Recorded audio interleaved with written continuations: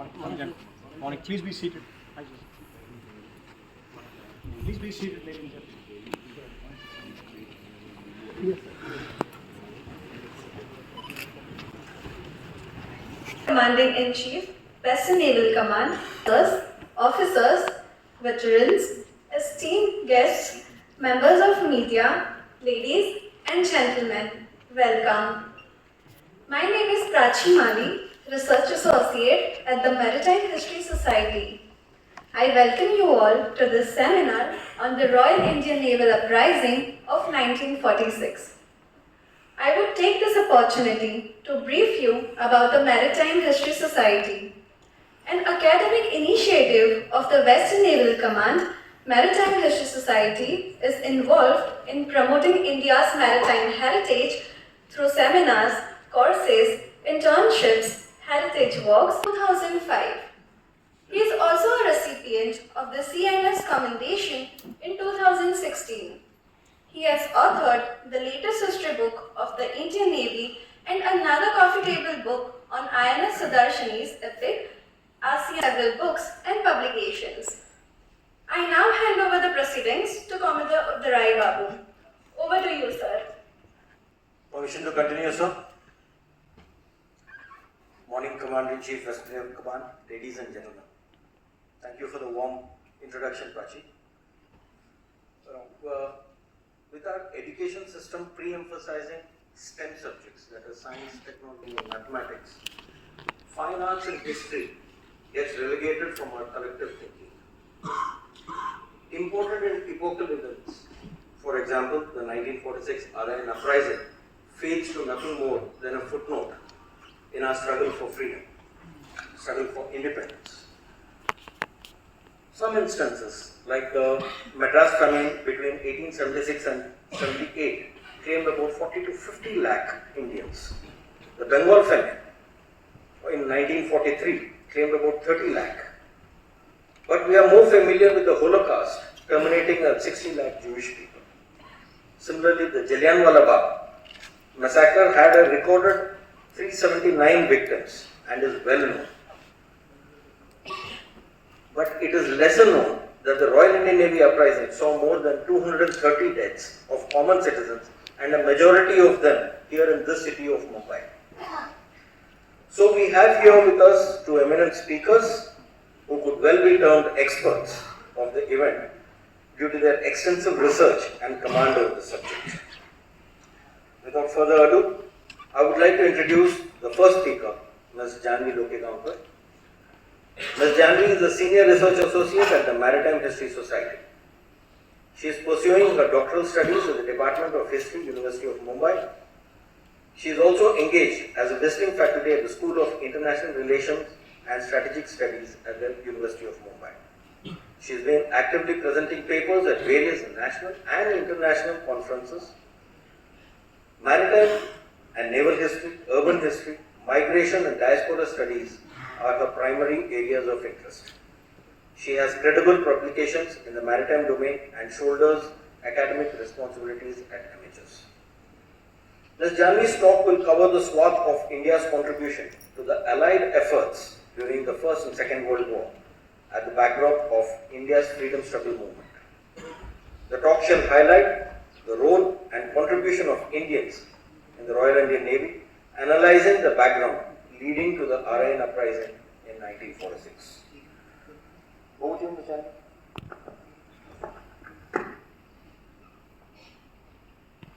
Permission to continue, sir. Thank you for the warm introduction, sir. Flag officers, veterans, Honorable Chair, fellow Speaker Commodore Kesnur, naval personnel, students, maritime enthusiasts, ladies and gentlemen. It is my humble privilege to stand here in front of an august audience like you, and at the outset, I thank MHS for presenting me with this opportunity. My topic for today is India's contribution to the Allied Forces efforts in World War II, leading to Indian representation in the United Nations. Believe me, While the main buffet will be served by Commodore Keshwar, I am here only to serve the appetizers. The aim of my talk is to highlight the role and the contribution of Indians in World War II, which otherwise remains a footnote in global history by assessing the archival documents and photographs available in the digital sphere. So without further ado, let me get right on to it. The naval fleet was the sword arm of the British Raj that aided in their imperialist agenda. From its origins in 1612 as the East India Company's naval fleet, it transitioned through time and have been known by varying titles since their first inception, which is flashed on the screen. It was in 1892 when the designation of Royal Indian Marine was adopted. Thereon, it finally changed to Royal Indian Navy in 1934 and remained so, even until after Indian independence, when it finally assumed Indian Navy once we assumed our republic status on 26 January 1950. So rewinding a little to why it was prefixed as Royal. The revolt of 1857 in India, which is also known as the First War of Indian Independence, was suppressed by the British. It led to the transfer of power from the English East India Company to the English Crown. The Queen's Proclamation of 1858 was declared, which brought India as a colony and directly under the control of the British monarch. It is said that the Queen's Proclamation was read out on the steps of the town hall at the Asiatic Society in Bombay. Over years, the role of British naval service in India varied. The primary aim was to keep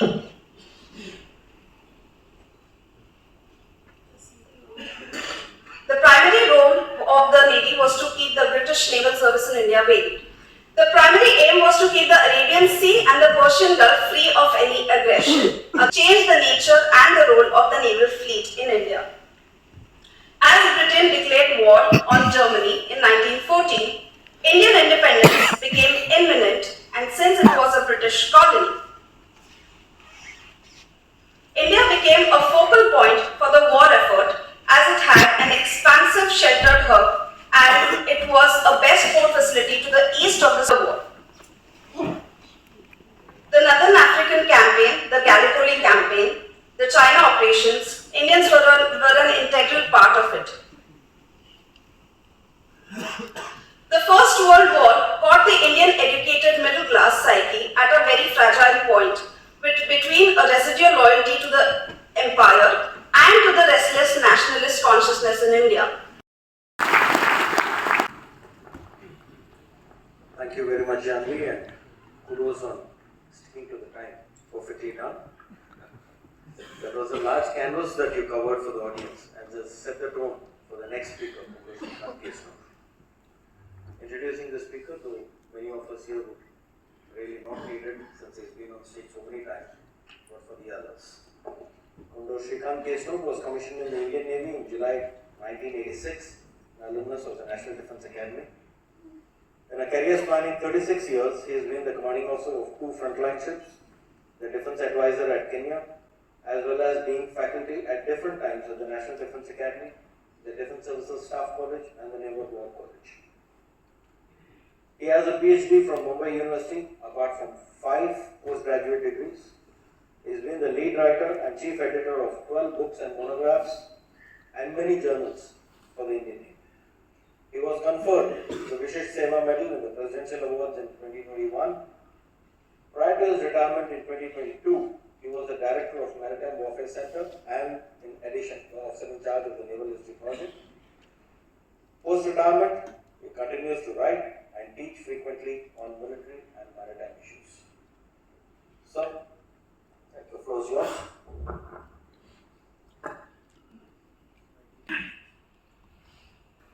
In his talk, he is covering the naval uprising, how it transformed into a national uprising of February 1946, the last war of independence. He surmises that the naval mutiny transformed into a national uprising which shook the mighty British Empire and hastened its exit. So, sir, if you are ready. Yes, thank you. Admiral S.J. Singh, FOC&C West, Admiral Shekhawat, former Chief of Naval Staff, Flag Officers, Commanding Officers, Officer in Charges, Directors, Commodore Ashish Khanna, the Director of Maritime History Society, Commander Vadera, the President of Navy Foundation Mumbai Chapter, Janvi, my fellow panelists, members of the media, veterans, officers, sailors, ladies, gentlemen. Thank you. Very, very good morning to you all. Today, to my mind, is a very significant day, 18th February. But it should be significant to all of us. मैं समझता हूं कि आज का दिन बहुत महत्वपूर्ण है, बट क्या हम सबके लिए है? हम मानते हैं 13th April, Jallianwala Bagh. We all observe it as a day of mourning when so many people died.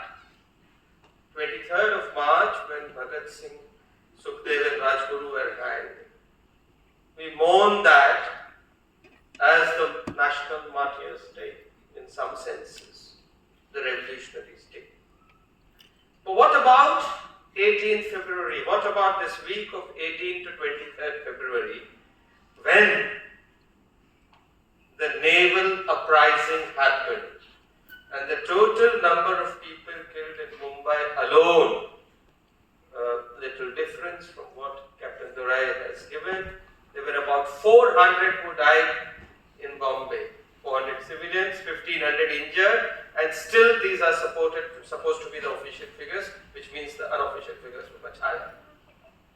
Now please see that these figures are the same as for Jallianwala Bagh, right? So why is it that we observe, commemorate one day, but we don't even know about the other? If I asked you that did you learn about the naval uprising in your history books, I'm sure you would say no, I didn't learn it at all. In fact, I didn't know about it for a long time after I joined the Navy. Why is it that something that happened close to us, in the very places that we inhabit, something that's cut so immediately to the bone, is something that has been forgotten and now is kind of getting a revival? So that, ladies and gentlemen, is going to be what I'm going to be talking about today. So, time constraints are there, though I'm thankful to Janvi for giving me an additional couple of minutes. So let me begin, as she did, with 2 or 3 questions to interest you. Suppose I were to put it to you that 3 different entities, the paper mill in Nepanagar in Madhya Pradesh, India Today Group and James Bond, all are related in some way to the naval uprising. Would you be interested? Perhaps yes. Instead of asking you as a quiz question, let me give you the answers, because as I said, time is less. The paper mill in Nepanagar, Madhya Pradesh was begun by a gentleman called P.M. Nair, Panu Nair, who was a man of many parts, as I shall describe later, but one of the key persons involved in the naval uprising or the naval mutiny. He was a civilian, ex-army man, very checkered life.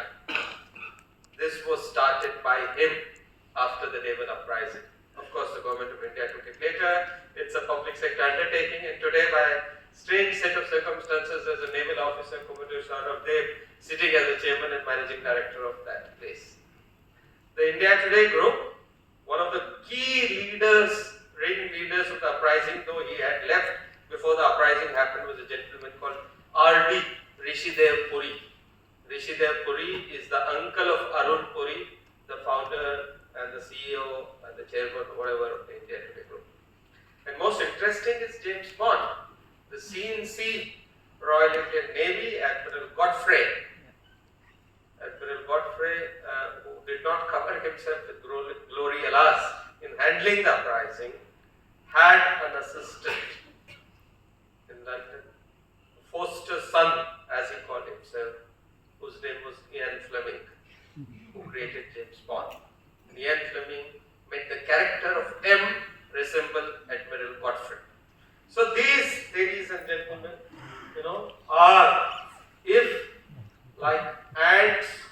chase breadcrumbs, you will start to connect the dots of history. And some of those attempts will be made today. Janvi brought out very well what is the Royal Indian Navy. 16 years of existence, checkered existence, saw a lot, increased several fold during the war, conducted itself very well. Most important, ladies and gentlemen, from our perspective, most of our post-independence leadership was from the Royal Indian Navy. So what they learned, what they did, owes to the RIM.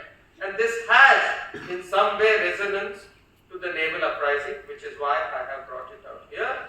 So it took part in war, did well, as Janvi brought out. This is what the CNC Royal Indian Navy, Fitzherbert, says. He says, their behavior had accorded with the highest traditions of Imperial Navy. They fought in all the theatres, they did, and the Royal Indian Navy in World War II is a subject very much worth studying and reading. The MHS has a couple of books on that. Please read about that. Okay? But this was a small service set up for coastal defense, doing very well in World War II. So what happens? Immediately at the end of the war, you have, as we say, a complicated situation. Now, one of the things that you must see in continuation from what Janvi said, from about World War I and before, there is a continuous thread from there. The two world wars, we are providing this volunteer force. In World War II, the largest volunteer force, we get membership of the League of Nations and the United Nations. What is happening in parallel? Jallianwala Bagh is happening, Ramlet Act is happening, non-cooperation movement is happening, civil disobedience movement is happening, Quit India is happening. But there is a third thread in all this, and that third thread is a continuous quest by national leaders. Please see how far thinking they were to have Indian leadership in the higher echelons. So right from the earliest times, our national leaders say, please have Indians in higher echelons of the armed forces. Which is why in 1922 you have the RIMC set up. In 1929, 27, Dufferin starts functioning. 1932, the IMA starts. In fact, one of the demands, I think of 1930, the Roundtable Conference, gets exceeded too, is about Indian leadership. She also mentioned about the Royal Indian Marine. Now, Royal Indian Marine became a combatant in November 1929. But it did not become Royal Indian Navy till 34 because the motion to make it the Royal Indian Navy failed by one vote. And it failed because Indian leaders in the Central Legislative Assembly said, you must consult us and have more Indian leadership. Which is why it stayed for 5 years. If you see some old records in cabs, incidentally, we started flying the white ensign in 1929.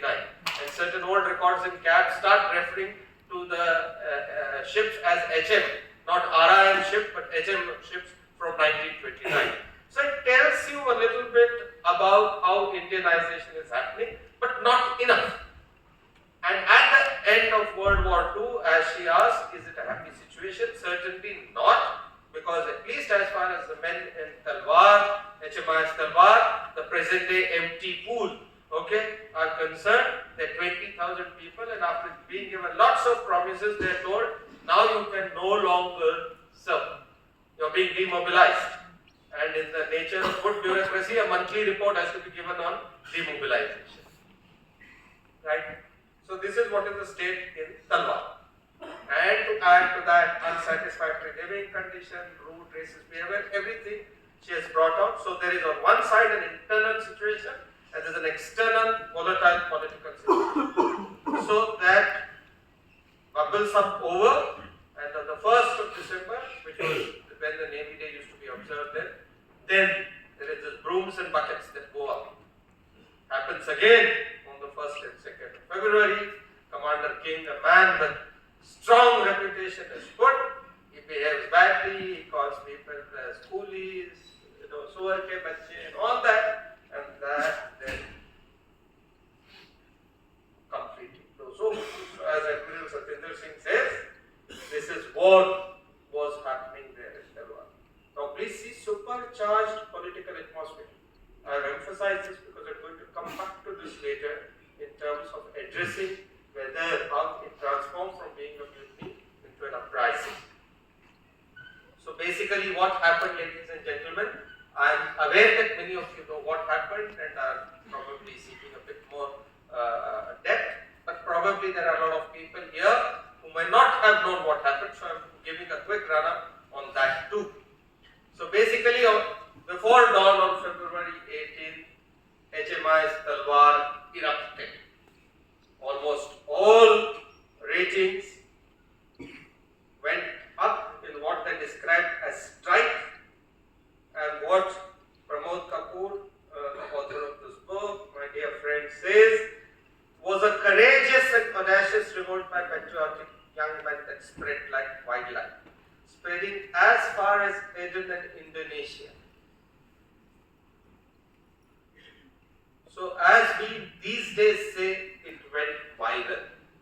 It went viral also because Talwar was the signal school of Navy those days, and the wireless transmitters and everything, there was also proper ComSen sort of a place. Of course, the main ComSen was still where it is existing, okay, but they used the communication means to get in touch with everyone. And in those days, I suppose even now, communication sailors were smarter than the rest.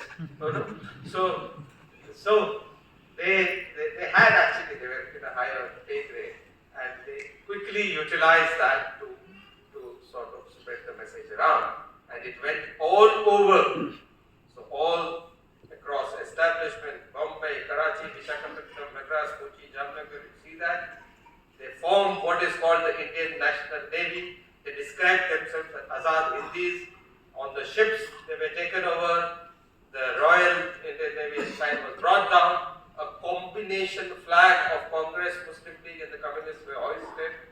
Sit-down strikes, gates were drained. I'm not going into the whole thing. You're going to watch a very, very interesting movie at the end of it, which will give you what happened. And most importantly, look how clever they were. They took over Butcher Island, which was the ammunition depot of the Fauj at that time. Now, ladies and gentlemen, it didn't stop with the Navy. And that is the reason I actually describe it as an uprising. One spark led to a fire. And it simply spread over to a whole lot of places in India, Calcutta, Ahmedabad, Madras, Vizag, but importantly Bombay. It took on the shape of a proper unrest. This was civil disobedience movement, port workers, dockyard workers, millhands, railways, student unions, everyone. Public transport got shut. There was a Hartal revolt in Bombay on the 22nd and Karachi on the 22nd and 23rd. Now this, look at that. Bombay alone, 400 dead, 1,500 people. Pitched battles in troops. And where? Gateway, Fort, JJ Hospital, Gurgaon, Vireshwar, Sanders Place, PM Road, Orbi Road, Mumbai Devi, Dadar, Shivaji Park, Kohinoor Mill Compound, Mahim, Bedi Bazaar, I mean, everything that you call South and Central. In addition, North Mumbai too. There was an ASC depot in Kurla, there was HMIS Akbar in Thane, there was, I think, one establishment in Andheri. There was, of course, Hamla was brought to spread to North Mumbai. One of the reports that comes from KEM hospitals is grim. Bodies are being brought. Bloodshed is happening. All operations failed. Banks, government shops. So basically, ladies and gentlemen, the city made common cause with the ratings. Now, HMIS Hindustan in Karachi equally, Karachi smaller, 2,000 rating. There, the authorities cut down the main bridge linking Karachi with the port, so the ratings were cloistered there, but they fought a pitched battle again. Chamak, Bahadur, Himalaya, the establishments there, all of them came into play, but most importantly, this ship fought a gun battle. It was the army there, the Gurkhas and the Baluchis were asked to fire on the ship. She was at anchorage, they refused, and the Scottish rifles, I think, or the Welsh rifles came in, and they were to fire. So the 4-inch guns of Hindustan fired against from anchorage. So there was actual pitched battle that went on in Karachi. It did in Bombay too, incidentally. The parapets of Angre, the soldiers of the Marathas were asked to lay a siege on castle barracks in Angre. And sailors took up position on the top of the parapet. If you walk across the castle, you'll actually see it. Okay. The Marathas refused to fire. Again, the British troops were called, and there was exchange of fire between the army troops and the navy ratings. So, what did these people want? One, of course, they said, please finish with the demobilization, take action against Commander King, other aspects of the environment. But look at what they went beyond. Release INA leaders, impartial inquiry against all atrocities, withdrawal of our troops from Indonesia and Middle East. What did the naval ratings have to do with troops from Middle East and Indonesia? Supervision by Indian officers and need more Indian officers. This was the ratings then were asking for Indianization. See this continuous threat that is happening over the last 30 years. You know, I believe Pandit Nehru said that if you left it to the British, they would have produced the first Indian general 30 years after independence. Okay? So if there had not been push from India, the Englishmen would never have agreed to rapid Indianization because they knew what would be the possibilities of that. And despite all this non-violent, courteous behavior, what was the British response? Completely unprecedented, completely disproportionate, showing that they were rattled. Massive use of force, arrested, summoned ships from Trincomalee, the East Indies Force headquarters, Royal Navy ships, there were some Royal Navy ships, not the Royal Indian Navy ships, there were some Royal Navy ships, they were asked to be in standby. British troops were called, siege of castle barracks. Now look at that. The actual deaths in Mumbai and Karachi, this is again the official figure, many people put the death in Karachi at about 60. Okay. The actual official figure, even if you went on figures of the Navy people who perished or were injured, was in the region of 100. But the city of Bombay alone had probably 400. And Godfrey, Admiral Godfrey, the Cochrane, he said, we will destroy this Royal Indian Navy if we have to, if you don't serve. And that sent shockwaves actually amongst lots of people. His statement earned lots of condemnation. So then, ultimately what therefore happened, the uprising, unfortunately, for all the popular support it had, did not get the political support. Congress and Muslim League, the two main parties, distanced themselves.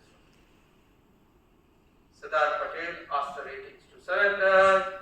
There were a few Congress leaders, Aruna Asaf Ali, Minu Musani, who were supportive of the uprising leaders. But by and large, the two political parties, unlike Netaji's INA, mind you, the INA tracks greatly inspired the naval regis, General Shah Nawaz Khan of the INA actually pledged his support to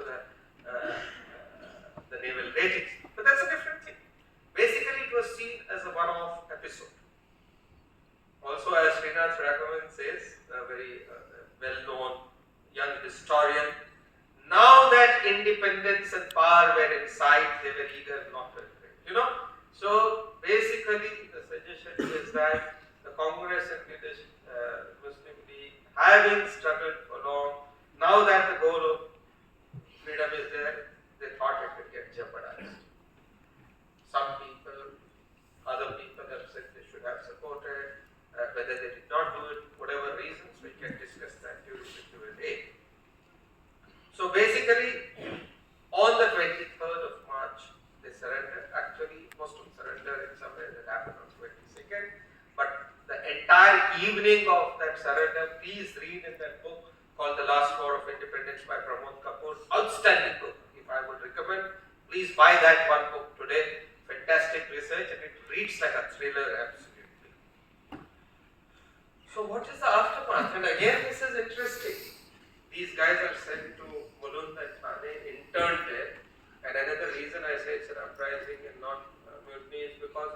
carried on their struggle there. 400 of them. Again, the ringleaders were moved from Mulund to Thane.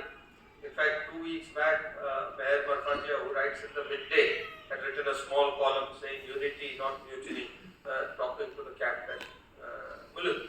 No? But they were treated badly, given one-way ticket, and told never to return. So as it turned out, they were simply sent home, and they were actually threatened. If you come back, we do not know what will happen to you. And then over the next 60, 70 years, they were forgotten, faded away, no job. In fact, those who were dismissed with disgrace were told to give money for the kit that was missing. Okay? Penniless. And now compare this with the advertisements that was made to them when they were joining. You will be this one, you will get officer commission, if you do well, you will be rich, you will be this, you will be that. You know that Jadvi showed 2 posters, one of them with that soldier against the background of a red, this one in India. That translated says, this soldier is defending Hindustan and his family.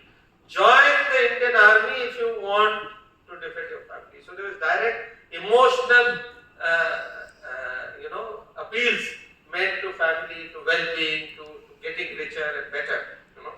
So that is what happened.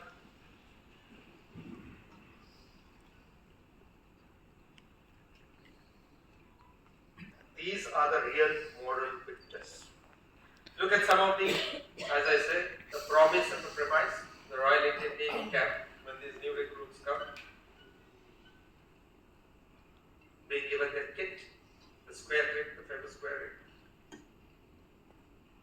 All of them were given a booklet which extolled the virtues and said the Royal Indian Navy is modeled on the Royal Navy, which is the best navy in the world. So you thought you were joining the topmost company in the world. Many officers were intermediaries, they were juniors. So they probably played a key role if somewhat silent. But some officers, Lieutenant Shubhani in Talwar, Sub-Lieutenant Balwant Singh, relative of Admiral Radhakrishnan, Lieutenant Vail Singh, they took part in the uprising in different ways. So this, ladies and gentlemen, at the halfway stage of my talk, now I'm going to argue, having given you the background, why I consider it more than a mutiny, and I think it is the last war of independence. I would categorically call it the last war of independence, as many people have said. Why? For various reasons. There were 9 mutinies between 42 and 45. All of them hidden, all of them this one. They were localized to certain regions. They did so. This one had widespread response within and outside. And it's a Commission of Inquiry report itself. The Commission of Inquiry report, if you read it, copies are available with the MHS. It tries to, given the spirit of that time, even though it's headed by Justice Masanelli, it has lots of people, it tries to sort of play around so much with words and tries to show it's a mutiny.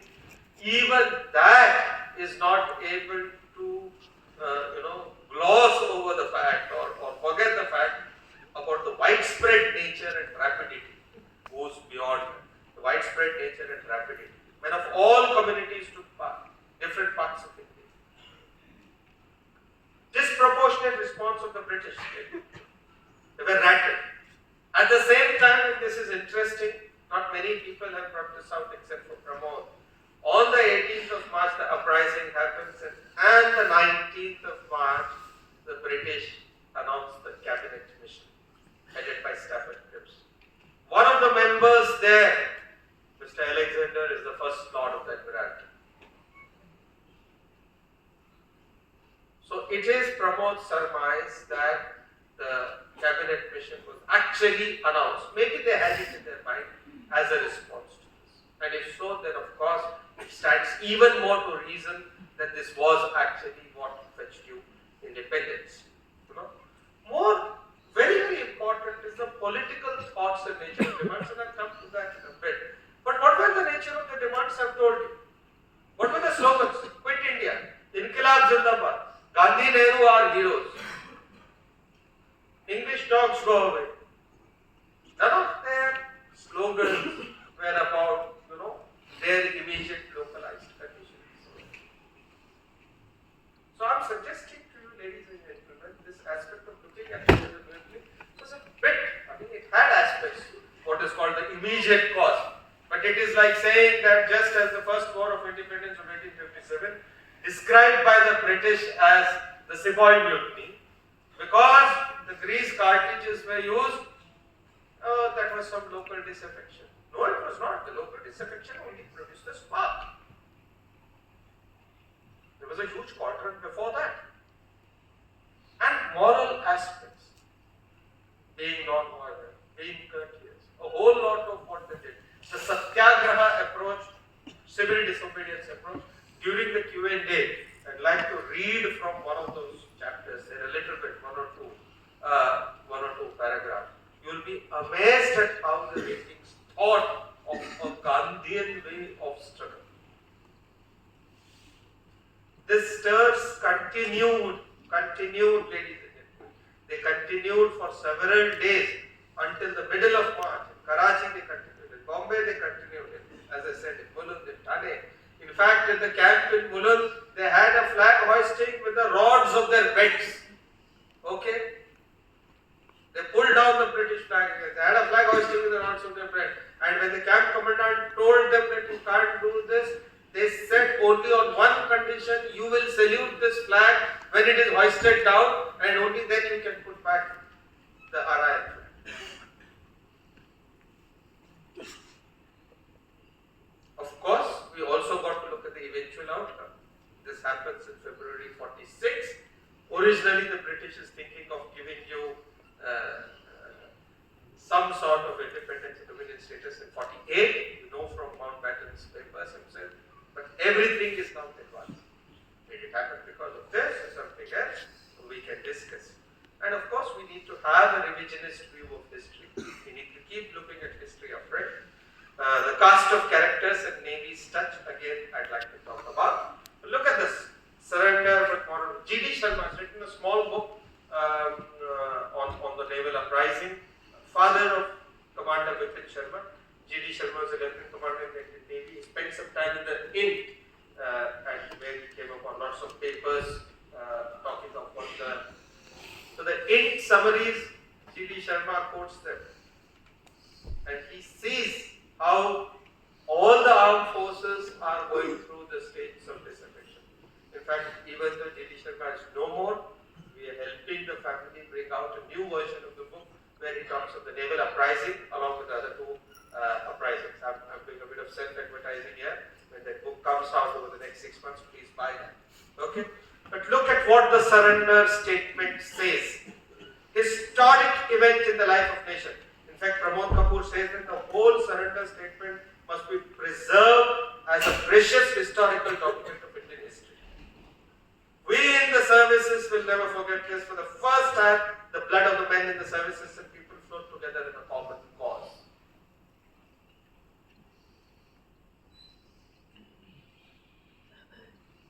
As we said, they had public support but no political support. We see that one of the ringleaders who actually was dismissed a little before the uprising, but he stayed on to see the uprising. He had not left because as he was leaving, the uprising happened. Says, the means did not matter to some of us. He was of the more revolutionary mind. The leadership would not have it, they nipped the young up. And later on, writing few years later, we see that says, out of the Royal Indian Navy came National Navy. Now, of course, he's being triumphal about himself. There's no doubt. You can give a little bit of margin to that. Okay. But he says when the country was lying prostrate in the feet. So what I'm trying to suggest is these guys were not imbued with narrow thoughts, ki ration chahiye, pani chahiye, color chahiye. It was much more than that. Okay. What were the other contemporary events? Okay. Revolt in the Indian Army at the same time. So at this time, two pioneer companies in Calcutta revolted, put down very harshly the Royal Air Force, the Royal Indian Air Force. In fact, just a few days after the uprising in Jabalpur, the Indian Army Corps of Signals General V.K. Singh, one of our very great army historians, has written about this. Clement Attlee, the Prime Minister of Britain during the uprising, when he visited India in 1956, he said the hurried departure happened because of the INA naval uprising. And specifically when he was asked on the impact of Quit India movement, he said it was minimal. Now, ladies and gentlemen, I'm not suggesting it may have been so. This is what Clement Attlee said. Clement Attlee may have had reasons to disparage Mahatma Gandhi. But please see that needle changing effect. It is my humble suggestion to you all that along with the non-violent movement that led to Quit India and other things, a whole lot of revolutionary movements, aggressive movements, were the other vectors that brought us freedom. What did others do? Panditji said, opened a new chapter in the history of our armed forces. Admiral Katari, no great fan of the uprising, says the Indian component of the Navy shared the revulsion for the British. So, this is just after World War II, right? You fought, you done everything. And who is responsible for this? It's the British, certainly, not the Indians. They did what they had to do. Or, again, Srinath Raghavan, the single most important event in convincing the British government that it was no longer hold on to India. What does G.D. Sharma say again? He says it needs to be, and G.D. Sharma is important, I'm saying, ladies and gentlemen, because when this happened, and he was in the intelligence bureau, and he spent time, I'm not talking about during the uprising, many years later, where he came upon many files of the uprising. He said the mutiny paved the path of Purna Swaraj and must be remembered as the last word. Minu Masani says, partly by nationalistic motives. What do two important people who were there in Talwar, Admiral Kohli and Admiral Nanda, later both of them became chiefs, Admiral Nanda followed by Admiral Kohli. What does Admiral Kohli says? Naval mutiny was largely instrumental in convincing the British that India was no longer, holding India was no longer feasible. And Nanda says, hasten the attainment. And though resentment had been simmering in the army and air force, it was HMIS Talwar who fired the first shot of freedom. Now, what I'm trying to tell you, ladies and gentlemen, there is this acceptance in the Navy. There is acceptance across. This was an important event. Yet, somehow, there seems to be a bit of iffy response to commemorating it, to celebrating it, to embracing it.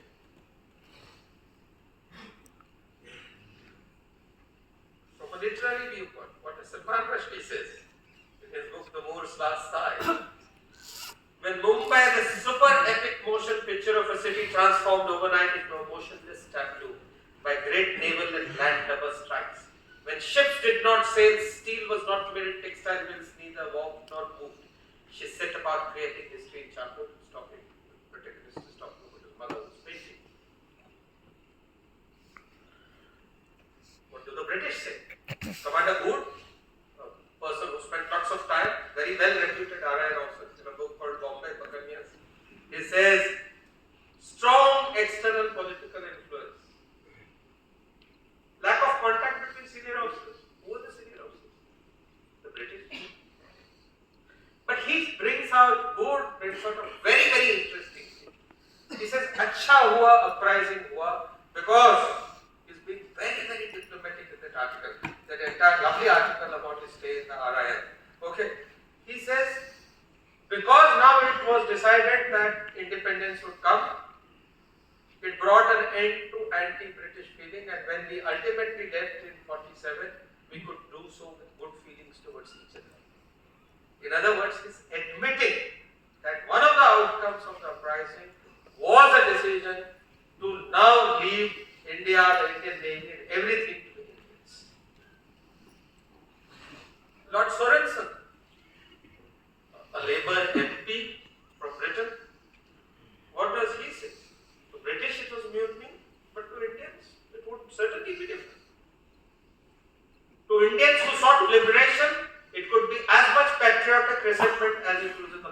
instrument in Northern Ireland, as is the mind of French fighting the Nazis. One man's mutiny is another man's loyalty. And he had just come on a delegation visit a few days before the uprising. What do the officials say? The Viceroy Lord Wavell, last 3 months have been anxious and depressing. It's the story of misfortune and of folly. Of course, you bet it is.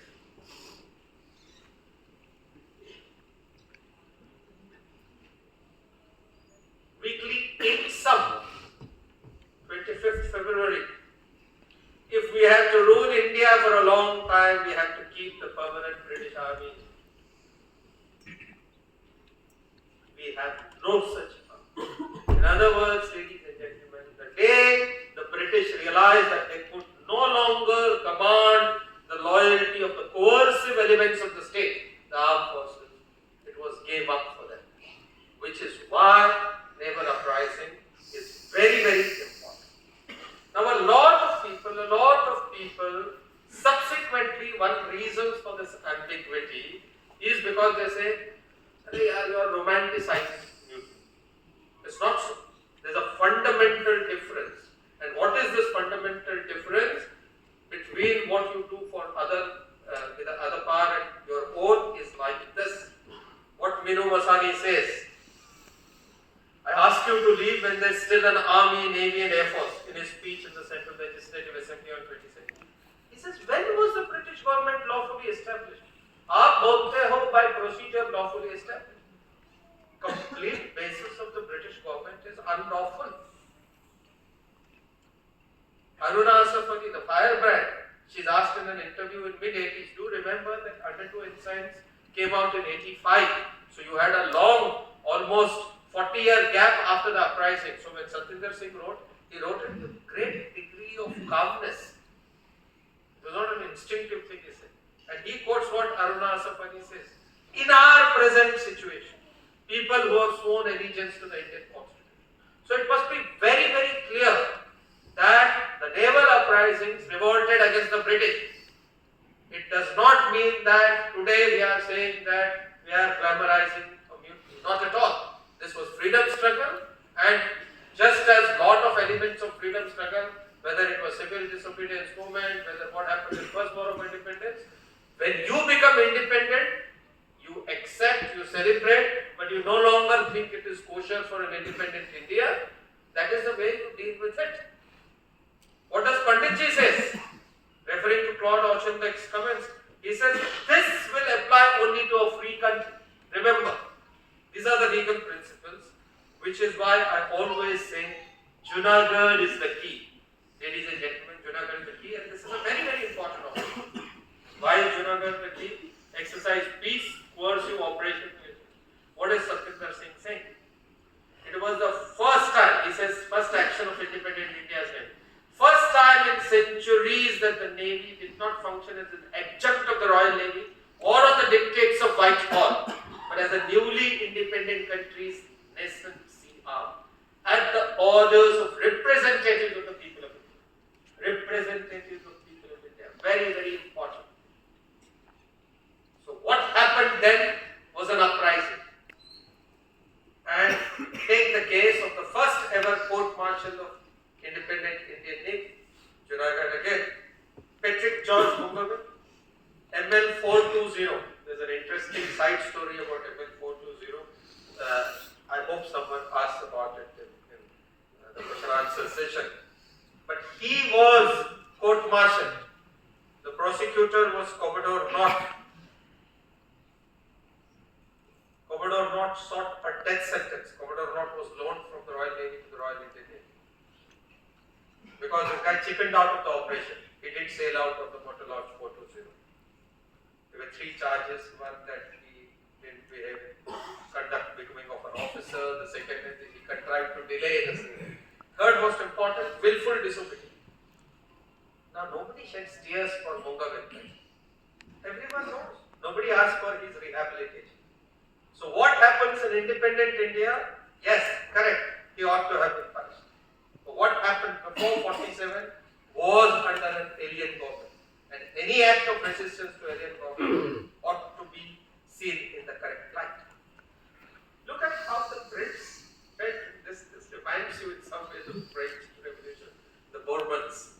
Okay, Glasgow is coming from Trincomalee, said she's coming, I think, one day, 23rd, one day after the surrender of this. So, show of strength. So, it's all finished, and then the Free Press Journal has this little thing. Munshis and cocktail party celebrated the RI strike. Why is the RI celebrating the strike? And as Pramod says, invited guests were taken over, regaled with wartime stories, roaring party. This was barely a week after the massacre of hundreds of civilians. To many Indians, it seemed like a shameful episode. So, that's my I'll finish. I'm happy. Fascinating cast of characters. Another reason why I'm telling you this is all of these ladies and gentlemen, all the sailors who are the ring leaders, we see that, what happens? After the uprising, he goes out, he joins the Free Press Journal, okay, as a journalist. He shares cabin with Bal Thackeray, right? He works there for 3 years. Joins Lintas, advertising firm. Shares space with Sham Benigal. He writes The Mutiny of Innocence. He's an author. He likes the good life. Okay? He's a fitness freak. Yoga. Ends looking after the Yusuf Mehrali Center in Parvez. The socialist by nature. Married to Ansuya Dutt, one of the most fiery lawyers, feminist lawyers of India. Right? There's MS Khan, and I must tell you, one guy who has disappeared from the books, the most important guy. Look at his knowledge of Satyagraha, Gandhi, disobedience. You can't beat that. I propose to read some of that during the Q&A if I get a chance. The chapter 4 of Nationalism and Non-Violence. Fantastic guy. Madan Singh, the anti-surrender guy. We see that the Madan Singh, the two guys after whom the art craft is named. He also joins the Free Press Journal. Father says you're good for nothing, comes back. Then later does lots of things, studies avionics, goes to British Overseas Airways Corporation, heads their operations in Ghana. A man fond of music, Mozart, Beethoven, the book of gastronomy. Okay, he is reading that. He's fond of cooking. He joins up with Biju Patnaik for Kalinga Airways. These are great characters. You don't expect normal ratings to do that. I mean, you don't actually want to have a movie here with this cast of characters. All very fascinating guys. Ali Ahmad Rohi impresses the court of inquiry with his depositions as a 25-year-old. His elder brother, lawyer, partner of Ram Jethmalani. Okay, later becomes an ambassador. Ali Ahmad Rohi becomes a journalist, author, joins the MQM later. Okay, big politician in Pakistan. Rishi Devpuri, I've talked to you, goes abroad, sets up a restaurant, joins film business in UK, looks after the Davico restaurant in Shimla, marries a French woman, comes back to India, sets up a film production company, has talk sessions with Pandit Nehru. Vishwanath Bose, another author, he's written a book on the uprising. Kusum Nair, these are the two civilians where most of this discussion is being done in Rivera building. The operational planning for the uprising is done in Rivera building, where Kusum and P. N. Nair stay. Kusum is one of the world's most well-known experts on rural development economics. She has written books. She was visiting faculty in Harvard later. Friends of the Nobel Prize winners in economics. So you're talking of, I've told you about P. N. Nair already. When Patel tells him, look at these tanks, you will get us killed. He says, I will not worry about that because they have the army and tanks, but we have the ammunition. Right? So these are all interesting multi-hued lives, and I'm coming to my last 2 or 3 minutes. The Indian Navy's healing touch, ladies and gentlemen.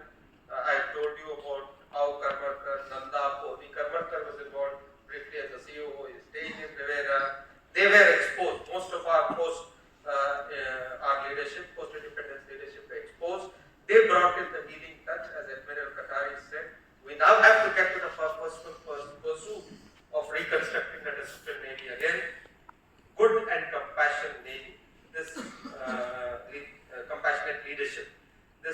4 men in the Navy, I'll talk about it, as Commodore Nott says, at that camp in Bulund, he says, हमको हिंदुस्तान से जाना मांगता है लेकिन हमको इजाजत नहीं है. He is torn between his various things. And still the ratings tell him तुमको किसने रोका है. I'll come to that Avati story and 4 men and this one. I'll just flash these things. 71 we recognize as freedom fighters, 96 characterized as uprising, 2 yardcraft named after Dutt and Madan Singh. Okay, uprising memorial, seminars and events that MHS does. So there has been the Navy has been doing a lot of good work. This is BC Dutt being honored. This his son. BC Dutt is the old man sitting next to Admiral Verma. BC Dutt and his son Tanuj, they are also meeting Admiral Pasricha. There is a yardcraft named after Madan Singh. That's Madan Singh. So we are honoring the innocents. The innocents references to the Mutiny of Innocence written by Balai Dutt. This is those who took part. They've been given a cash check. This is Navy Day 2002 and poetic justice. Do remember Navy Day 1945, the first spark is lit, and several years later, the Wheel of Destiny. So I see that guy with the Wheel of Destiny, not maybe the naval wheel. Okay. So I think that February 1946 must be seen for its seminal importance. We should embrace, celebrate. It is as important as our role in World Wars. And Navy gets a stakeholdership in saying we took part in the freedom struggle. There are multiple views, I respect that, but we need to see these inspirational stories in context. We need much more studies, more research on all these characters, people. We need to find out new ways of celebration and commemoration. I have some ideas, we can discuss that during the Q&A. So we must see it for merits, eliminate biases, and see history for what it is. Ladies and gentlemen, as an academic, you'll see history for what it is. The conclusion of the Board of Inquiry report said, we will see a gradual nationalization of officers' cadre. Right? First requirement is that the Navy must have confidence in itself. And we will take every step. Navy Day of 1949 saw Bing Crosby, Burt Lancaster, and Bob Hope celebrating the Navy Day and sending messages of greetings. But the most important to my mind is on the 75th year of your independence, if you are able to send Karanjini to London and remind the Britishers that you guys came sailing to our shores in 1612, now we come sailing to your shores. I think that's the most emphatic statement.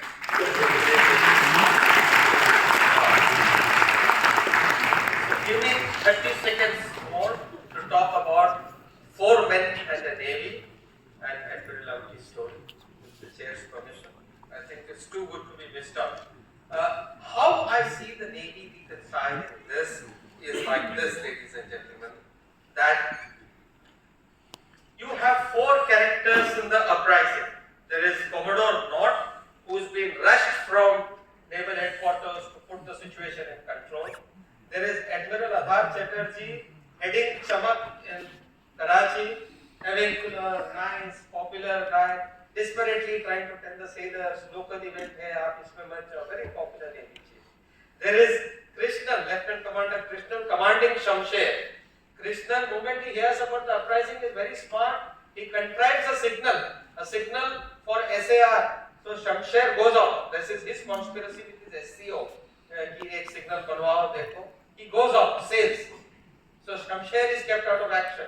His gunnery officer is Rusi Gandhi, who wants to fire at the RBYC and all that. And then there is Y.N. Singh in Port Blair, who is taking part in the uprising. Now, immediately after independence, ladies and gentlemen, these 4 guys, Commodore Nott, Adhar Chatterjee, Krishnan, and Y.N. Singh, sit together in naval headquarters and bring out the Navy's plans. Commodore Nott perishes in an air accident in early 48.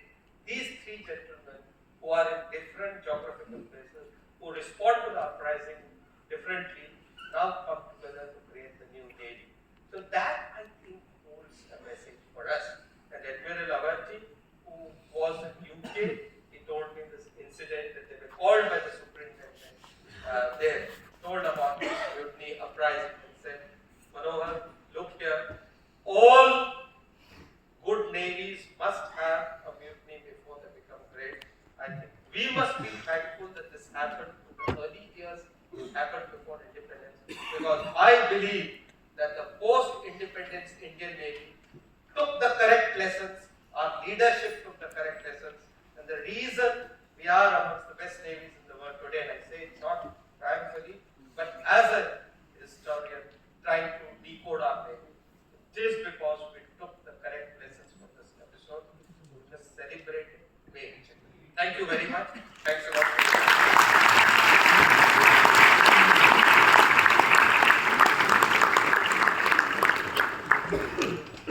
Thank you, sir, for a very captivating talk, taking the audience back in time of the event. Your views that the participants in the uprising were not merely protesting living conditions, but instilled with a larger patriotic fervor and enhanced political consciousness are well received. Sadly, post-independence popular understanding and narratives of this seminal moment have been uneven. I agree there is a need to evaluate the uprising as being among the many of vectors that count towards bringing our freedom.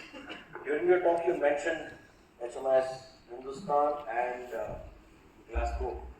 So that brings to my mind a small story among the many stories which happened in those few days.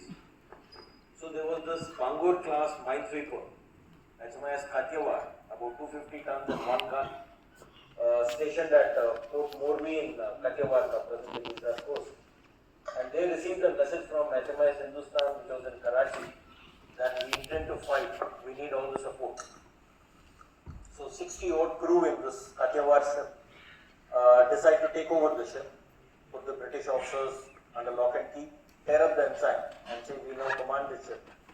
Reasonably the first Indian command by Indian ratings, I guess. And they take over the ship and they say we will sail to Karachi in aid of Hindustan. This was happening on 22nd of February. And as they are proceeding towards Karachi, they receive another signal from Hindustan saying, we have surrendered. We could not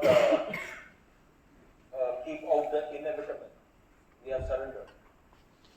But then the fervor is so much on Kathiawar, they decide to turn around and head towards Bombay and join up the rest of the ship protesting there. As sir brought out, Bombay was being patrolled, the entrances of Bombay was being patrolled by large cruisers, which were still run by Britishers. HMS Glasgow was one of them. 16, 14, 4-inch guns and about 5,500 tons. And there's this Kathiawar suddenly sailing. And the message goes from Glasgow to Kathiawar: bring down your flags, lay down your weapons and surrender. Kathiawar in return points their single 12-pounder gun on Glasgow and says we will fight to the end. It's written that the sailors of Glasgow all came onto the upper decks while their guns were pointing at Kathiawar and Kathiawar had a single gun pointing and the sailors holding their rifles and they saluted Kathiawar as it went past. That's another story. So now we come to our Q&A session with the questions. Very good morning. First and foremost, I think I would have to thank this. I've been enjoying all the stories. Rather, I lived the uprising vicariously today, let me be honest.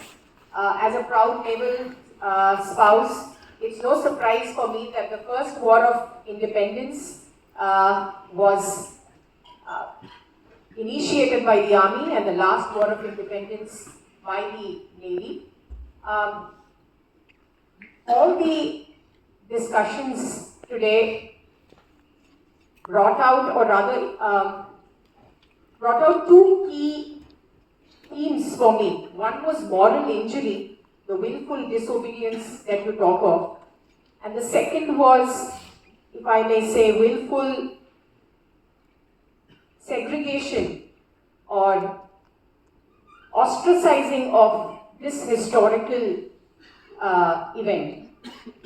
So I would want Commodore Kesno to quickly share whether the young lieutenant who was court-martialed, was that a case of moral injury by Commodore Knott, the one that you spoke of? And second, regarding the political ostracizing of this historically significant event, do you think that this marked civilian control over the military? Was this willful or selective sidelining of this event a harbinger of civilian control over the military? Thank you very much. Any other questions? James, my name is Lieutenant Commander. I'm from Headquarters West Naval Command. So my query is, while we understand that the Royal Indian Navy uprising had a larger nationalistic purview and not just a localized, can also serve as a potential inspiration or cause for further divide, or rather, inspiring a divide between the current officer corps and the ratings. And probably that is the reason why we are slightly reluctant in commemorating it enough. Because even now when we look at it, we see more of the ratings being celebrated, and it might appear to a lot of people that are not Officer's role in the uprising. Glorifying. Ready?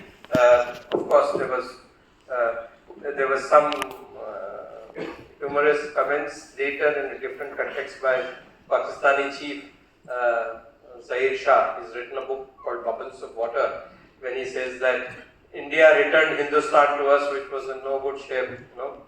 Bizarrely, Hindustan went to Pakistan, and 400 beasts went to India. So this ML420, commanded by Mungawin, he is court-martialed for chickening out, not sailing his ship to go into war. Okay? And that amounts to great disobedience, which is why Commodore Knott says he must be put to death. Of course, he's dismissed from the service. But that's as great as disobedience in an act of war.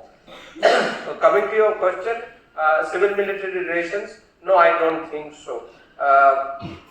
To the extent that things bear on civil-military relations in different way, they do. But all of these factors would count. India's civil-military relations history goes to what is called the Curzon-Kitchener, Pact, and what happens, I think, around 1904, 1905, when the CNC and the Viceroy have disagreements about how the defense of India is run, and subsequently that. So we can have a detailed discussion on the nature of civil-military relations in India and what is the trajectory it's taken. But the short answer is, I don't think, as an academic, you look at evidence-based research. So there is no evidence to suggest that what happened during this time had a bearing on the subsequent trajectory of civil-military relations in our country. As to what the other officer has asked, no, I don't think so. And I think this is, Admiral Chauhan once rightly said that we in our Navy are fond of creating imaginary terrors and thereafter living in perpetual dread of them. So we create this huge amount of perpetual dreads which, please have confidence in your country. Please have confidence in an independent India. Please have confidence in maturity and temperament. Like I said, our own post-independent naval leadership showed great character, showed temperament, established the compass for a moral and compassionate leadership. In history, as in many subjects of humanities, you do a counterfactual. What if you had not done? What if there was no uprising? Would there have been no uprisings or mutinies later? What if you had not discussed? Would that not have happened? It is like suggesting that because we celebrate 1857, because we celebrate the civil disobedience movement of the Mahatma Gandhi and everything that followed, or we celebrate the revolutionary movements of Bhagat Singh and Netaji and all that, and because some of them sided with those parties, we are giving a legitimacy to those sort of movements. No, everything depends on the context.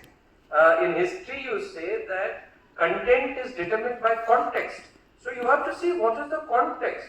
I think we should get out of this fear that this in some ways is privileging mutiny or mutinous feelings in a post-independence India. No, which is why I brought in the legal principle and I brought in the Junagadh incident. Not at all. Any such conduct of a sovereign nation must be viewed with all seriousness. That does not mean you do not celebrate acts of resistance against the colonials. It's as simple as that. And to my mind, the naval uprising was a fantastic act of resistance and standing up to the colonials.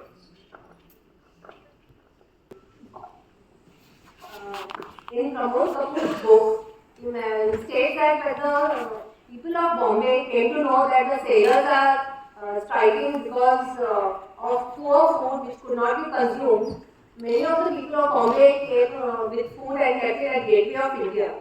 But the papers during that time for that 1-2 weeks do not speak of this act of Bombay. So, could I know where could the sources be for this? The sources of information, yes, of course, you're right. Pramod Kapoor's book say that. Lots of other pieces say that too. I said that Mumbai joined in a common cause. You know, the citizens of Mumbai and people coming with food at the gateway. Because remember, those days you didn't have all these south breakwater, inner breakwater was small, most ships used to be at anchorage. So, sailors used to come to the gateway and they were treated. They were, sort of hailed as heroes. Where do you get information on all this? The archives of newspapers. The Times of India has an excellent archive. Though the Times at that time, being a kind of colonial newspaper, reported things differently. The Free Press Journal, very patriotic, led by the great Sadalan, and their archives are not as meticulously maintained as that of the Times of India. But if you go and read and ask for chronologically based newspaper cuttings and newspaper coverage, you will get this. Which is why I said we need many more studies, we need many more researchers, we need more people coming to say, how did Bombay make common cause, what else they did. There is a lot of area in this which still needs a lot of writing, recreating. Why should there not be a board near Gateway saying that this is what happened? In Angre you have a small, at the entrance you have that you are passing through historic portals. The historicity is not limited to the fact that the British built the castle. It must also talk of what happened during the uprising, and it does, incidentally. So, we have to have this sense of historicity. Who would think that Rivera building, a pretty nondescript building, I stayed there for a year, incidentally, would have this historical character. So, much of what we interpret depends on what is the information that comes, and there you are right. We need a lot more research and a lot more stuff out for the public. The director MHS himself had gone to Delhi to Sainik Samachar, a defense magazine which was started in 1909, and they came out with monthly, and now they're still going on. We were looking through the archives to find a mention of 46. Surprisingly, till 48, we hadn't found anything about 46, nothing in the magazine, a defense magazine. And the only first article that we saw was the speech by Admiral Godfrey, and he was a little scathing in his remarks. So there was an embargo on how much could be written, what could be written at that time. For reports or newspapers which are written in the vernacular languages like Marathi, Gujarati, because we often forget that these were also the newspapers which were widely writing about the press coverage was also happening. So Marathi and Gujarati newspapers also must be considered because they are the ones who are writing a lot from the labor perspective. So even that can be considered. Mumbai Samachar. Yes. Even if you haven't checked, Bombay Chronicle has a lot of in-depth coverage of the 1946 at personal basis. So somebody here. Lieutenant Commander for Rapport, retired young, still young and planning to remain young. I believe that the ratings were inspired and motivated by Gandhiji. And since this revolt was a non-violent revolt, why is it that Gandhiji did not support this revolt? Was there any particular reason? And because of this non-support, did the revolt end a little earlier than it should have? Nice regard for our great sailing champion and man of many paths. Very, very interesting. Even today, it's a bit of a riddle, bit of a puzzle. Why did the Mahatma not come out in support of the uprising? One, of course, he thought that this was going to be anarchic. One, he thought that it had no control. And most importantly, he thought it would degenerate into violence, which it probably did not. There is also a different way to look at it. The more, let's say, the more central, the more conservative elements within the Congress, Mahatma Gandhi, Sardar Patel, Morarji Desai, they were not too much in favor of the uprising because they thought that, this probably may have implications on future armed forces. Those who were left-oriented, Aruna Asaf Ali, Minu Masani, then was a leftist, Jayaprakash Narayan, they were more actively supporting, and of course the communists did. Now, why the Mahatma has not done it is, as I said, great mystery. We don't have enough in archive. I'm not an expert on Gandhian studies, but I've spoken to a few people and they say, come and read the archive, see. But considering that he wrote so much and he spoke so much, I've asked lots of Gandhian scholars, and they don't seem to have a very definite idea about why that happened. But very interesting, and that takes me to the peg of what I wanted to say there. Despite that, or whatever it was, for the ratings, like they said, Gandhi, Nehru, our hero and all that, for the ratings, they were always following the Satyagraha model of civil disobedience. And therefore, ladies and gentlemen, I asked, the Navy Foundation itself had circulated this book written by Gorky, the Indian Naval Revolt of 1946. As a PDF, it went around. It is freely available as a PDF copy. Read it. Please read the chapter 5 there. Please read the chapter 5. If you have to do just one thing over the next few days, please read it. It says non-violence and nationalism. And it is interesting. This officer, Lieutenant Gorky, is a British officer, RINVR, the Navy as it is called. He takes Punnu Khan or Mohammad Shoaib Khan to the club for a drink on the evening, and they have this absolutely fabulous, dazzling conversation on nature of communism, on nature of non-violence, civil disobedience, how this one, and if you see it, you will not believe this is a young man in his 20s. He is showing such amazing grasp of world affairs. He is showing such amazing grasp of national affairs. He is showing such great understanding of what non-violence is all about. And he says this is not a mutiny. Only Indian leaders like Gandhi and Nehru who have a deep understanding of problems can lead the path out of suffering and poverty. So, there are these various things I have, and he says we are not responsible if communists take advantage. Communists go wherever poverty, hunger and ignorance is there and they'll exploit any such situation. So he is aware of what probably he thinks the communists do. I think you need to read this for his understanding of Gandhian methods and colonialism. And the great mystery is that we don't know what happened to MS Khan after he was given a one-way ticket. Nobody has been able to find out where this gentleman went and what happened. Complete answer, but that's the best I could summarize. Good morning, sir. I'm Commander Bhatre.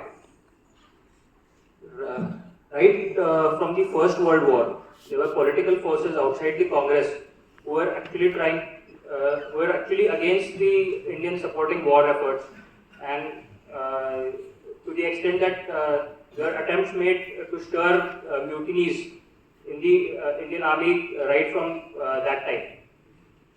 So, do you think giving such a little recognition and in fact undermining this event has any link to those forces which were outside the Congress, and since the government was taken over by Congress later, could this have any relation why the mutiny was undermined? Okay, I'm going to choose my words very, very carefully while answering this because I don't intend to get political about it. I'll answer it as an academic. Two or three things. One is that, you've got to see simply what happened. The interpretation, the motives, the biases, I'll leave it to the individuals. So, yes, Indians took part in both World Wars and they did very well too.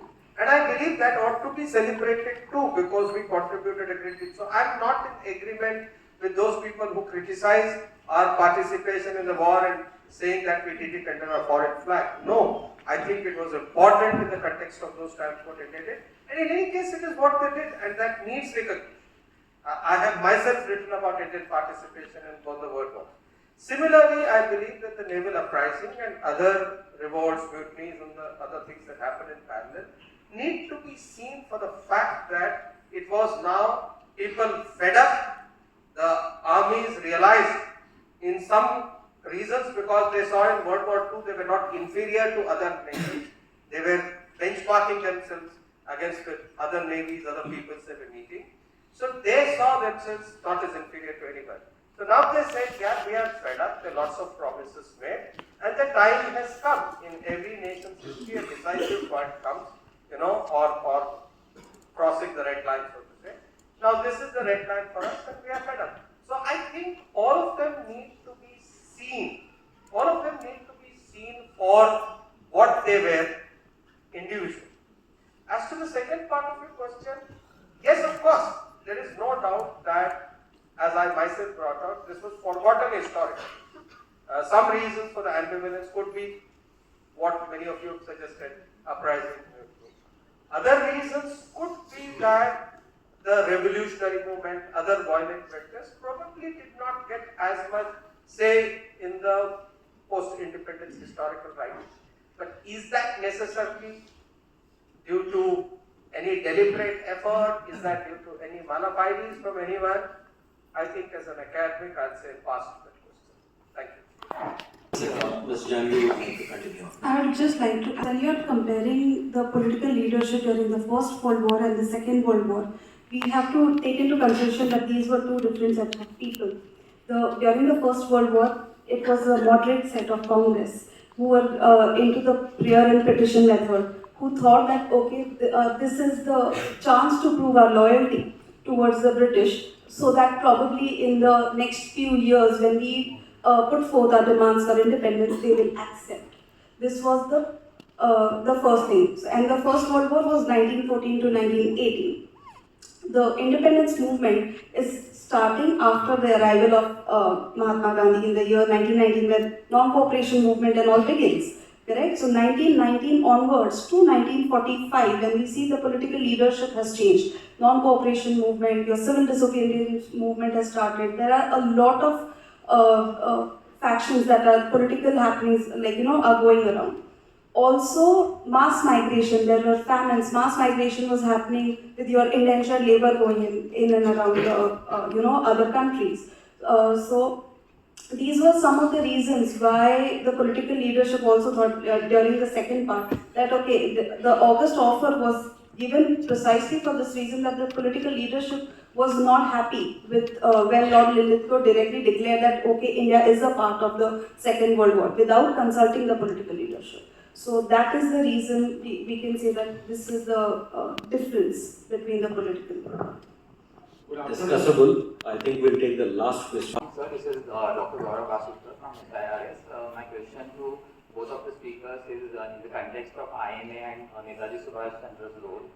The initial plan was to include through Arakan's and initiate a popular uprising in the state of Bengal.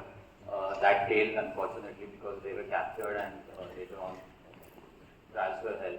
So in that context, what was the role of INA trials? That was only the moral inspirations which were drawn by the RIN, or there's more to it, like any underpinnings to it as well? What is your research here about it? See, the INA trials had more or less got the whole nation simmering at that time. If you remember, the INA trials, the three conspirators was one Sikh, one Muslim and a Hindu. Okay, and that had united the whole country beyond caste lines. So, with all the sailors, in the uniform you are homogeneous in nature, one soldier to another soldier. With the INA trials going on, a lot of nationalistic fervor had rubbed off on the ratings also, and they said, we want the trials and all the people arrested. If I'm not mistaken, there were close to about 1,200 INA soldiers who were arrested undergoing trials at Red Fort. Then they wanted them released. So there was a connection, but this was one of the demands of the strike committee which was going on. We'll take one last question from Commander Vadera. Good afternoon, Commander Vadera, retired but not yet died. First of all, my compliments to Kamala Kessler and Janvi for bringing out beautifully the whole essence of the last war of independence or uprising. I wish it is a part of subs courses. I don't know whether it's there or not, but I think each naval officer getting commissioned, whether in a Naval Academy Azimula or at Cochin, should know this without any doubt. Even like Heritage Walk in Naval Dockyard, I don't know how many of young officers know the history of the Naval Dockyard. It's got so much of thing to say. My question is that you have brought out how the history of the uprising was almost completely obliterated and forgotten after independence. Any idea about why it happened and what could be the reason behind it? Thank you. Very quick, brief answers considering the time. Firstly, as far as INA, I think Captain Durai has answered. So I'll just quickly give 10 seconds answer. Please remember that the ratings called themselves the Indian National Navy after the Indian National Army. They called themselves Azad Hindis after the Azad Hind Fauj. They wanted the release of the INA people, and the INA people in trial also supported this, and these together were seen. But of course, there were certain fundamental differences too, we can talk about it. But were there deep connections? Not necessarily so. It was inspirational, it was moral. Coming to what Vadera sir says, to take off from the answer to what I told Commander Atul, why did we leave this out of our history? And again, it is mysterious. One possible reason could be a certain sense of ambiguity about where to locate this episode in historiography, in our syllabus, in our education, so to say. The second is, was there a general reluctance to play down on other than the non-violent vectors? Recent writings by people like Sanjeev Salyal, he's written a book called The Revolutionaries and all that. They have suggested that this was indeed so. So probably the freedom struggle was more multi-hued, and some other spokes in that struggle did not get the kind of recognition that they did, and many people argue on that point of view. So we can have whatever individual interpretations there. The third reason could be that it's very interesting. In academic circles, there is enough information. Academically, the uprising has been written about enough. You'll get lots of books even now. You'll get newspaper reports. The recency of the event means that you still have lots of information. Until recently, people were alive, those who had taken part in the uprising. The problem is that for some strange reason, in popular culture, it has not been adequately spoken, written. There have been no movies. I mean, I think that conversation between Punu Khan and Lieutenant Gorgi, or this fantastic cast of characters of the ratings, or of the officers, can make some great movies, Fantastic movies can be made. Plays can be done a lot. There was a play called Kalol by Utpal Dutt which was banned. That was stringently left. But a lot more can happen in public culture about the uprising. And I think the MHS is doing an excellent job there in terms now recently. The Navy has been doing very well recently. Last couple of years we had the Raksha Mantri visit that place. Earlier you had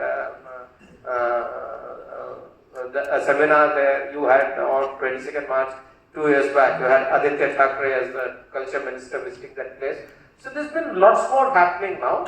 And of course Pramod Kapoor's book, which was discussed, I was the moderator with him at the Jaipur Lit Fest. So probably we are making some progress. But even today, if you ask one young person on the streets, have you heard about this? Do you know the importance of this place? They don't know. So possibly one suggestion to MHS next year, think of having a heritage walk for a week before and after the event with this one where you touch upon all these places. We should know the history of these. And a lot of things that academics and the media can also do. I think the Navy has a bit. So you're right, sir. That's a problem that public culture has not celebrated this event enough. Were there political motives or not, I leave the discussion for another day. But certainly we need to make amends for the amnesia of the past and make amends while going into future. Dorai sir. Thank you, sir. Commander Zappa, Secretary, NFMC. I will not ask a question, but I will give a suggestion. Last year, Navy Foundation Mumbai chapter, under the leadership of President, had produced a movie, Veterans of War, which is yet to come in public domain. My suggestion to Indian Navy would be to make a similar docu-film on last War of Independence, and that should be rightly going to Director Commodore Kesno. Sir, thank you for this thing, sir. I think this will be the fastest the Indian Navy has ever reacted. After I finish, we are going to watch a movie on that place. Thank you for the Q&As. I mean, I'm sure there are a lot more questions. While we network over high teas, I think Commodore Kesno would love to talk more on this. Just he can go on and on. We will carry it on there. More of this was an afterthought. So, I now request Prachi to take the stage and conduct the remaining proceedings. Thank you. Now, that Naval Uprising, a joint production by the Maritime History Society and the Killer Squadrons.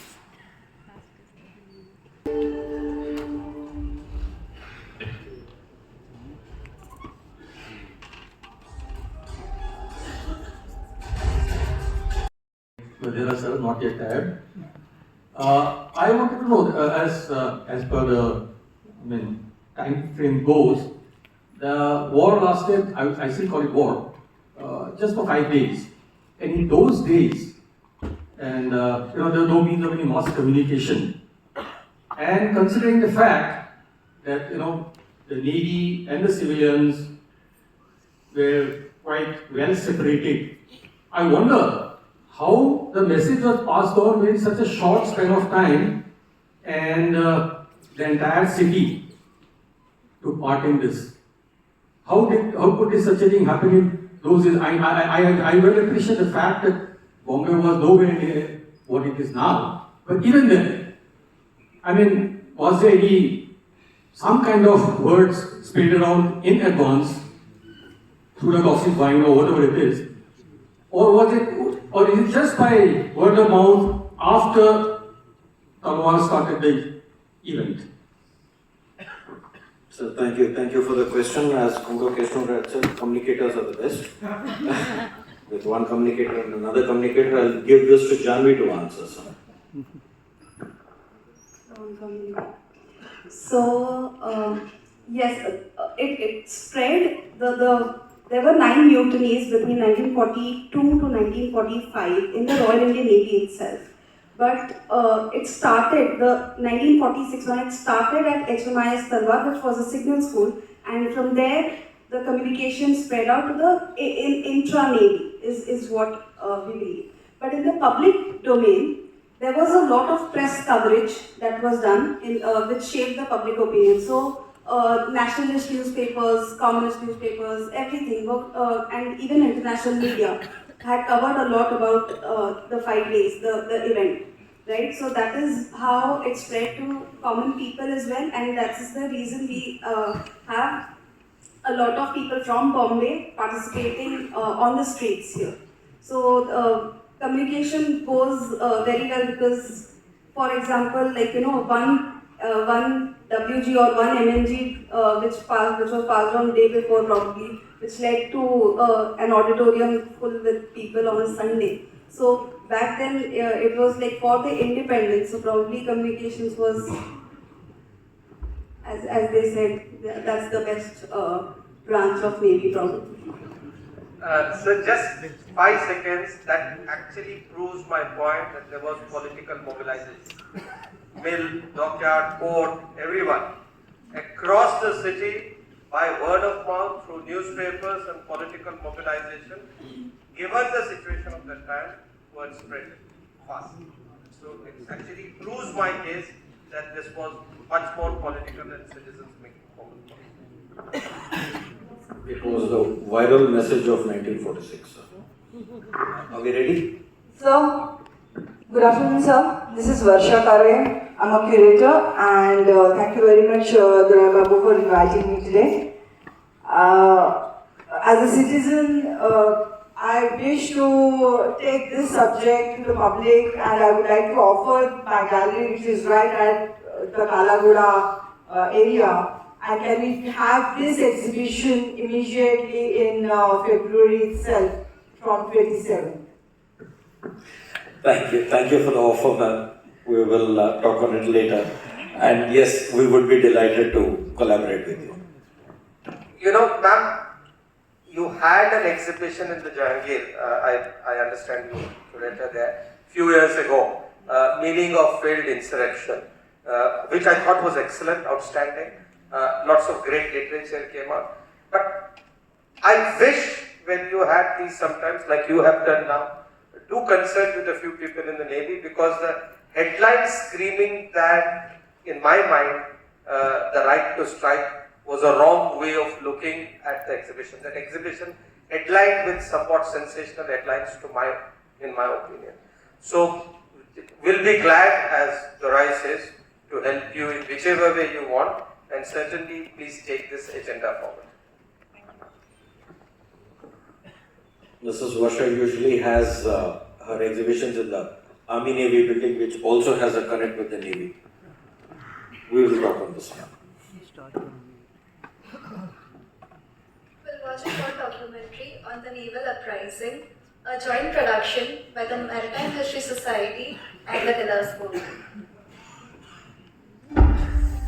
ए रहबरे मुल्क वा कौम जरा आंखें तो उठा नजरें तो मिला कुछ हम भी सुने हमको भी बता ये किसका लहू है कौन मरा. During the struggle for an independent India, we lost the blood of millions who fought to overthrow the British rule, to break the shackles of oppression. Years have passed, but we are hardly aware of the revolutionaries who fought valiantly for our democracy. Speakers and the moderator for the seminar.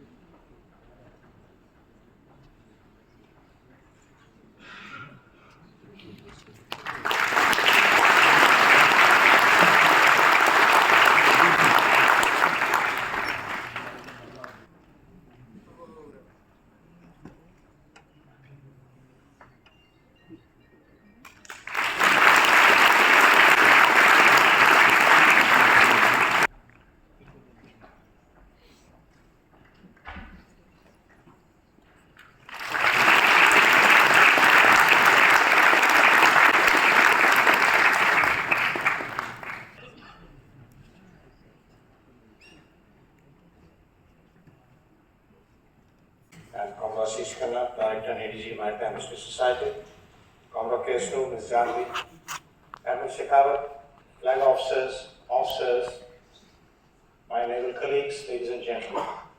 You will agree with me that this has been a well-spent Sunday morning, going into and reliving the annals of history, especially a critical moment in the growth of the Indian Navy.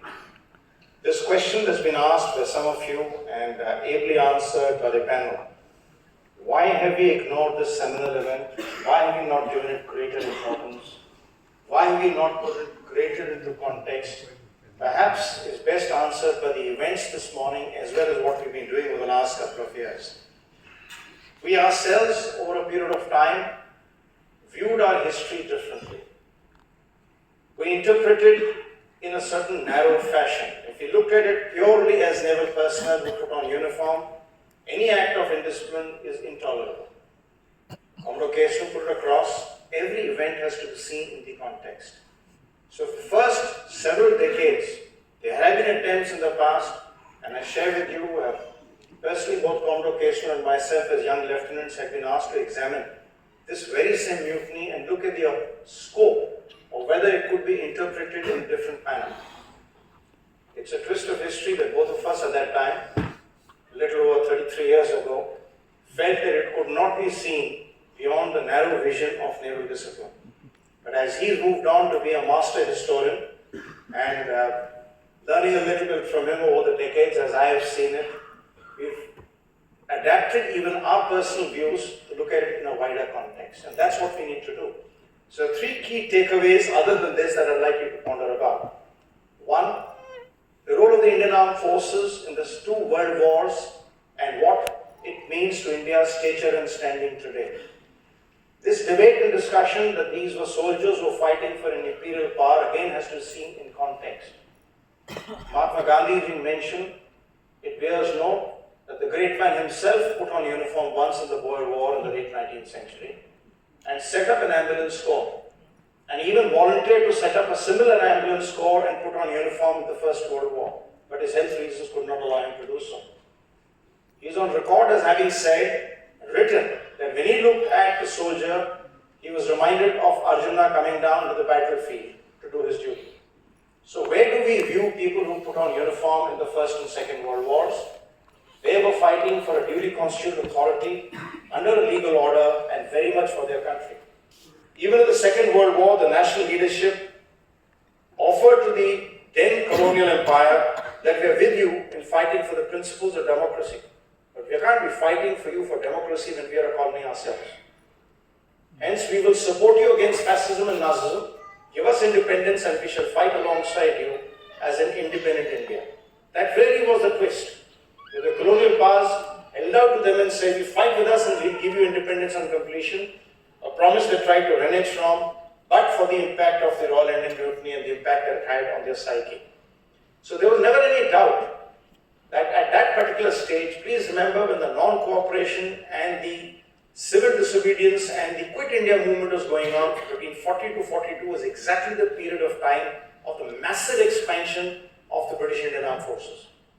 That's exactly when it went from being a force which was about, Shrikant correct me, about less than 1 lakh, went down to rise to be about 24 lakhs in that period of 2 years.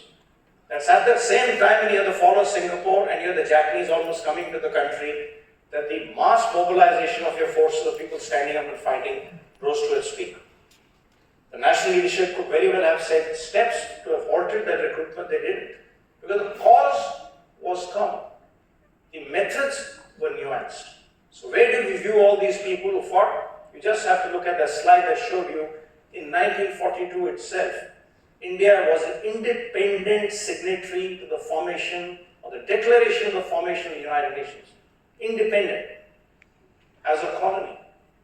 Even when the United Nations was founded, we are one of the founding members of the United Nations. We signed up on 30th October, 6 days after the United Nations was formed. There's a technical hitch, but we are considered amongst the 50 founding members of the United Nations. And you're one amongst the original 23 signatories, again, as a colony. What are the reasons for this stature in the world? It is because of the contribution of the Indian Armed Forces in both the world wars. So let there be no doubt on this score, At the time, if today, at any stage, you have world fame and world renown, it is not just on the ancient civilization, which we should be richly proud about, not just on the phenomenal economic growth, which we should be proud about, absolutely on the basis of a wonderful civilization, the history, the ethos, and the culture, but also on the strength of the Indian Armed Forces. And that's where we stand today. The second small point that comes out across is how do you view acts of indiscipline and mutiny? Srikanth brought it out in his talk very well. At the Battle of Junagadh, or the refusal of somebody to proceed in the path of duty in harm's way, the answer is very clear. Ruthlessly, strictly, in accordance with the tenets of naval service, absolutely as per discipline. But the same was not applicable just a year earlier to what happened at the time of the Royal Indian Mutiny. At that time, while it sparked off as a mutiny, the mutiny sparked into an uprising, the naval uprising sparked into a national uprising, and yes, it could have gone out of control, which could have been terrible for this country. And rightly so, with the benefit of hindsight, we can have our views.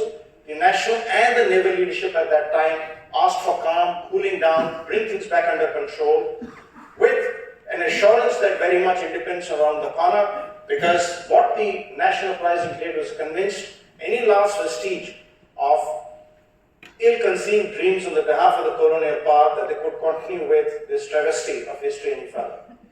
And with that sense of assurance, on the back of the naval uprising and the national uprising, further actions took place, on the basis of which today we've got a strong modern India. A very small third point, if you noticed over there, back in the Second World War, the Navy had a lot of women.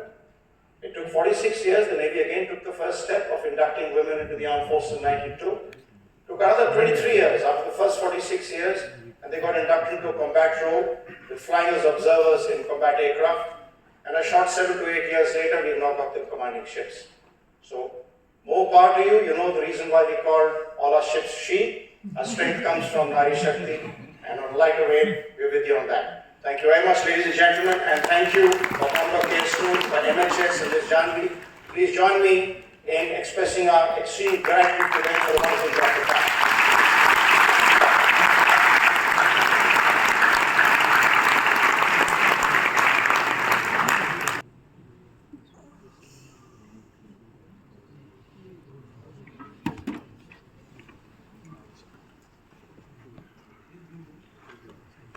I propose a vote of thanks.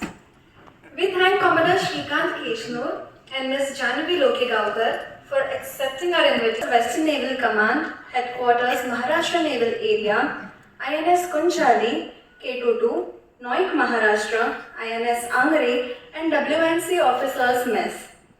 I also extend my sincere thanks to all the invitees who took their time out to be with us. You all have been a great audience. Please join us for high tea served outside the auditorium.